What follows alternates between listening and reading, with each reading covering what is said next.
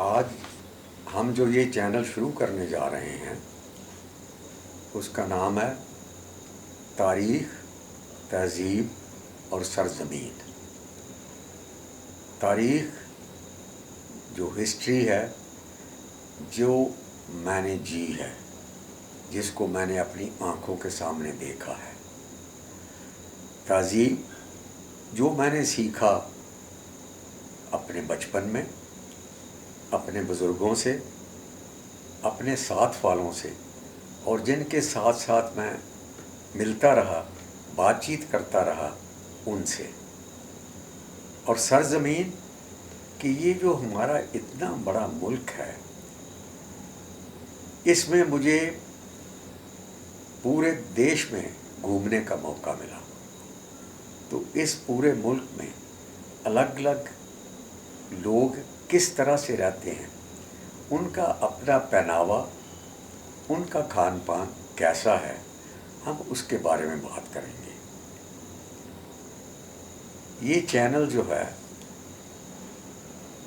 یہ ہمیں تقریباً 90 سال کے پورے وقت کا بیورا دے گی، کیونکہ میں کچھ ہی مہینوں میں تقریباً 90 سال کا ہو جاؤں گا۔ میرا نام راجندر ناتھ شرما ہے۔ میں پنجاب کے ایک اس چھوٹے سے گاؤں میں پیدا ہوا تھا جو آج پاکستان میں ہے۔ میں جوں آگے بڑھا، اپنی تعلیم کے بعد میں نے ہندوستانی فوج میں نوکری کی۔ تقریباً 33 سال میں فوج کا ایک سپاہی رہا۔ ہندوستانی فوج میں نوکری کرتے ہوئے مجھے ملک کے مختلف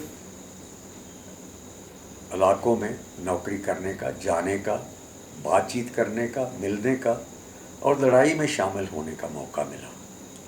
تو ہم اس کے بارے میں بھی بات کریں گے۔ میرا گاؤں جو ہے اس کا نام ہے ملکھاں والا، جو تحصیل ڈسکہ اور ڈسٹرکٹ سیالکوٹ جو اس وقت پاکستان میں ہے، ان کا ایک حصہ ہے۔ میرا گاؤں ایک بہت بڑی نہر جس کا نام اپر چناب کینال ہے، اور جو ہیڈ مرالا ہیڈ ورکس سے، جو کہ چھپرار ایریا سے شروع ہوتا ہے، وہاں سے وہ نکلتی تھی، اس کے نزدیک تھا۔ بہت بڑا گاؤں تھا، اور اس میں تقریباً ہندو، سکھ اور مسلمانوں کی آبادی تقریباً برابر تھی۔ گاؤں میں ایک پرائمری اسکول تھا جو کہ سنگل ٹیچر اسکول تھا۔ اس اسکول کے جو ماسٹر تھے بہت ہی ڈیڈیکیٹڈ تھے، اور ہمیشہ میں نے یہ محسوس کیا کہ وہ بچوں کو اس طرح سے سکھاتے تھے جیسے اپنے بچوں کو پڑھا رہے ہیں۔ میری جو شروعاتی تعلیم ہے وہ اردو زبان میں شروع ہوئی۔ اردو زبان اس لیے کہ وہ پنجاب کی کوٹ لینگویج تھی، اور پنجاب کے پورے جو گورنمنٹ کا کام تھا وہ اردو زبان میں ہوتا تھا۔ میرے والد صاحب اور میرے دادا جی اور ہمارے باقی بزرگ، انہوں نے بھی اردو زبان میں تعلیم حاصل کی تھی۔ جو ان کی تعلیم آگے بڑھی، انگریزی میں بھی انہوں نے تعلیم حاصل کی، لیکن جو بیسک تعلیم تھی وہ اردو میں ہی شروع ہوئی۔ جس پنجاب کی میں بات کر رہا ہوں، وہ پنجاب پشاور سے شروع ہوتا تھا اور دلی تک آتا تھا۔ اس پنجاب کا جو پشاور سے لے کر دلی تک کا راستہ تھا، تقریباً 1000 کلومیٹر یا 650 میل سے زیادہ تھا، اور اس وقت دلی اور پشاور کے بیچ میں جو سب سے تیز ترین گاڑیاں تھیں وہ اس پورے علاقے کو 24 گھنٹے کے اندر کور نہیں کرتی تھی۔ وہ 2 گاڑیاں اس وقت جو چلتی تھیں، جو بہت تیز گاڑیاں مانی جاتی تھیں، وہ تھیں فرنٹیئر میل اور طوفان میل۔ تو جیسا میں نے کہا، میری تعلیم اردو زبان میں شروع ہوئی۔ میرے پتا جی کا نام پنڈت امر ناتھ تھا، ایک برہمن پریوار سے ہیں ہم۔ میرے دادا جی کا نام پنڈت برکت رام تھا، اور میرے پردادا جی کا نام، جن کو میں نے دیکھا، اپنی ہوش و حواس میں دیکھا، ان کا نام پنڈت رام چند تھا۔ ہمارے گاؤں میں 3 برکت رام تھے، ایک میرے دادا جی، دوسرے ایک برکت رام تھے، ان کو کہتے برکت رام بوتلاں والا۔ بوتلاں والا اس لیے کہ ان کی ایک وہ سوڈا واٹر فیکٹری ہوتی تھی، جس میں وہ پرانی جو بوتلیں ہوتی تھی، جن میں ایک کنچا ہوتا تھا، اور جس کو وہ اوپر سے دبا کے اس کو کھولا جاتا تھا، وہ ان کی فیکٹری تھی، اس لیے ان کو بوتلاں والا کہتا تھے۔ جو تیسرے برکت رام جی تھے، ان کو کہتے تھے برکت رام بودی والا، کیونکہ ان کے سر پہ ایک بہت لمبی ساری چوٹی تھی۔ تو یہ ہمارے گاؤں کے جو موتبر آدمی تھے، ان میں شامل تھے۔ ہمارا جو خاندان ہے وہ رشی خاندان ہے۔ ہمارا جو گوتر ہے وہ کونڈانیہ گوتر ہے، اور ہماری جو سب کاسٹ ہے وہ رشی ہے۔ اور جو ہمارا گاؤں ملکھاں والا تھا، اس کی تقریباً جو 80% ہندو آبادی تھی، وہ رشی خاندان سے ہی تھی۔ اس کے علاوہ سکھ تھے اور مسلمان تھے۔ گاؤں میں ایک مندر تھا، ایک گردوارا تھا، اور 2 یا 3 مسجدیں تھیں۔ میں نے اردو میں جو تعلیم حاصل کی، اس میں ہماری کتابیں جو ہوتی تھیں، ان کا نام تھا مرقع ادب، جو اردو زبان جس میں ہم نے شروع کی۔ بہت اچھی لکھی کتابیں ہوتی تھیں۔ بڑی شروع کی جو کتابیں تھیں، جس کو مرقع ادب حصہ اول، پھر حصہ دوم، پھر حصہ سوم، پھر حصہ چہارم۔ تو جوں وہ حصے ہم تعلیم میں آگے بڑھتے تھے، وہ ایک ایک حصہ آگے آتا جاتا تھا، اور اسی طرح ان کی زبان جو حصہ اول تھا بہت سلیس زبان تھی، اور جوں وہ کتابیں آگے بڑھتی گئیں، ان کی ہماری زبان جو تھی وہ تھوڑی مشکل ہوتی گئی۔ بڑی سلیس زبان ہوتی تھی، بڑی آسان تھی، بڑی خوبصورت لگتی تھی، اور مجھے آج بھی اس بات کا فخر ہے کہ میں نے اپنی تعلیم اردو زبان میں شروع کی۔ میں آپ کو اس کی 1-2 مثال دینا چاہتا ہوں، جو کہ نظم میں ہیں، تو میں آپ کو بتانا چاہتا ہوں۔ ایک نظم تھی جو اسماعیل میرٹھی کی لکھی ہوئی تھی، اس کا نظم کا عنوان تھا رات، اور وہ ایک پورے دن میں یہ کیا طور طریقہ انسان کا رہتا ہے، یا کس طرح سے وہ پورا دن ایک انسان کے جیون میں چلتا ہے، وہ اس کو درشاتی ہے۔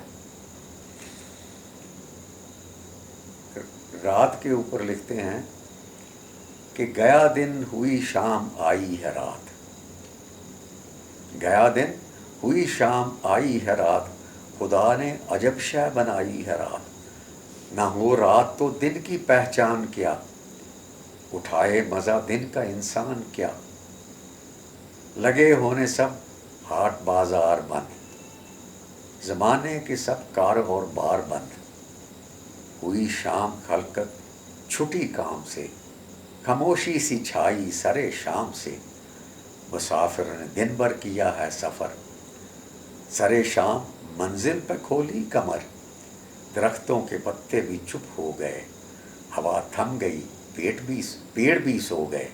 تو کیسے یہ پورا جو ایک سلسلہ ہے پورے دن کا، وہ کس طرح سے کتنی آسانی سے اس نظم میں کمپلیٹ کیا گیا ہے۔ دوسری جو نظم میرے ذہن میں آتی ہے وہ ہے شملے کی سیر۔ گھر میں بیٹھے بیٹھے کہ آپ وہ اپنے ذہن میں وہ باتیں لا کے آپ یہ سوچ سکتے ہو کہ جب آپ شملے جاتے ہیں تو کس طرح کے کیا چیز آپ دیکھیں گے۔ تو وہ یہ ہے کہ جو کی ایک برس ہم نے شملے کی سیر، جو کی ایک برس ہم نے شملے کی سیر، تو پایا عجب لطف یادش بخیر، تپش کا مہینہ چھٹا سال کا، چھٹا سال کا مہینہ کون سا ہوتا ہے؟ جون۔ تپش ہوتی ہے، گرمی ہوتی ہے پنجاب میں۔ تپش کا مہینہ چھٹا سال کا، ہم امبالے سے ہو کے گئے کال کا، ٹرین کا روٹ تھا یہ۔ اسٹیشن پہ دیکھی عجب ریل پیل، کھڑی تھی دلہن بن کے شملے کی میل، پرستوں کے لائق سواری ہے یہ، سواری کہاں ہے دلاری ہے یہ، وہ چھوٹا سا انجن، وہ چھوٹی سی ریل، یوں سمجھو کہ گویا ہے قدرت کا کھیل۔ تو آپ جوں جوں اس کو نظم کو پڑھتے ہیں آپ کے سامنے وہ نظارہ آ جاتا ہے کہ جب آپ شملے کا سفر کریں گے تو آپ کیا کیا دیکھیں گے۔ اور دوسری بات جو میں نے اپنی شروعاتی تعلیم میں دیکھی کہ جتنی بھی ہماری نظمیں تھیں یا جتنی بھی ہماری نثر تھی، جو پروز جس کو آپ انگریزی میں بولتے ہیں وہ تھا، اس میں ہمیں کچھ نہ کچھ سکھلائی ملتی تھی۔ ایک نظم تھی جو اس کے اوپر کی کہ ایک بزرگ عورت ایک سڑک کے کنارے کھڑی ہے اور سڑک میں جو چہل پہل سے لوگ چل رہے ہیں یا تانگے چل رہے ہیں وہ اس سڑک کو پار نہیں کر پا رہی ہے، تو اس کے اوپر نظم ہے۔ تو مجھے اس کے دو بند جو یاد ہیں میں آپ کو سنانا چاہتا ہوں۔ ایک یہ کہ جب وہ سڑک کے پاس کھڑی ہے تو ایک بچہ وہاں آتا ہے جو تقریباً 14-15 سال کا بچہ ہے۔ وہ بولتا ہے ماں آپ پار جانا چاہتی ہو، آپ میرے کندھے پہ ہاتھ رکھ لو، میں آپ کو سڑک کے پار لے جاتا ہوں۔ تو اس کا جو وہ پار جب لے جاتا ہے تو وہ بچہ کیا سوچ رہا ہے، اس کے دماغ میں کیا چل رہا ہے، تو اس کا یہ ایک شاعری میں ایک بند ہے اس نظم میں، وہ یہ بچہ سوچ رہا ہے کہ جب میری ماں بزرگ ہو جائے گی تو کیسا ہوگا۔ تو وہ کہتا اس میں یہ ہے کہ ضعیف اور لاچار ہوئی جو میری ماں، جو میں پاس اس کے ہوا نہ کبھی یاں، اسی طرح کاندھے کا دے کر سہارا، سڑک پار لے جائے گا ماں کا پیارا، کہ اگر میں وہاں نہیں ہوں گا تو میری ماں کو بھی کوئی ماں کا پیارا اسی طرح ساتھ پار لے جائے گا۔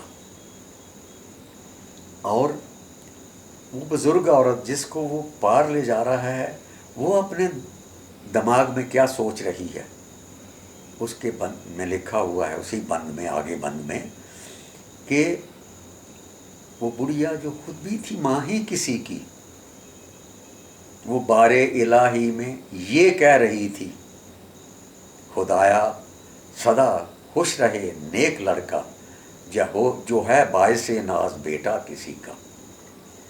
تو یہ اس کی سوچ ہے کہ ایک بچہ اچھا کام کر رہا ہے، یہ تہذیب ہے ہماری، کہ ہمیں یہ ہماری سکھلائی میں شامل ہے، یا ہم یہ چیزیں اپنے بزرگوں سے یہ سیکھتے تھے، اپنے گھر میں یہ سیکھتے تھے، اور جب یہ کتاب میں پڑھتے تھے تو ہمیں ہمیشہ محسوس ہوتا تھا کہ اگر کوئی ایسے حالات میرے سامنے آئیں تو میرا اس وقت کیا کام ہوگا۔ اور اس کے ساتھ ساتھ وہ جو بزرگ عورت ہے وہ کتنی دعائیں اس بچے کو دے رہی ہے، اور کتنی اس کے لیے خدا کے حضور میں یا بھگوان کے سامنے کیا پرارتھنا کر رہی ہے کہ کس طرح سے بچے کو اس کی خوشیاں ملیں، اور اس کے اوپر بھی اس کے ماں باپ فخر حاصل کریں۔ اور مجھے اس کے ساتھ ساتھ کہ یہ مطلب ہمیں کیا سکھایا جاتا تھا، اس کے ساتھ ساتھ دو شعر یاد آتے ہیں، اور وہ یہ کہ